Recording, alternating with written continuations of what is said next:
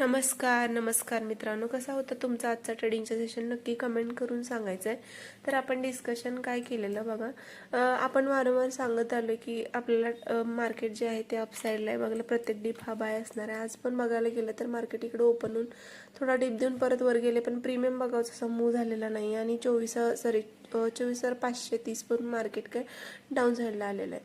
उद्यासाठी जर बघायला गेलं तर मार्केट मला थोडं खाली येईल असं वाटतं 24,100 पर्यंत. 24,100ला बाईंग थोडं आल्यानंतर इथून बाईंगचा विचार करू शकतोय आपण. पण ही 24,100ची लेवल इथे जर काही प्राइस ॲक्शन बनवली तर आपल्याला टार्गेट आहे 24,400 आणि 24,600 पर्यंत बघायला भेटू शकतं. डाऊनला जर बघायला गेला जोपर्यंत 24,100ची लेवल खाली ब्रेक होणार नाही ना तोपर्यंत आपल्याला डाऊनला काही भेटत नाही, कारण 24,000 पण स्ट्रॉंग आहे. हा पण ब्रेक होणं खूप कठीण आहे. हा जर ब्रेक झाला तर मग अगेन आपल्याला 23,800 पण मला प्लस वाटतंय, कारण बघायला गेलं तर मार्केट अपसाईडलाच आहे. 24,100वरून मला बाईंग वाटते 24,400 24,600 पर्यंत.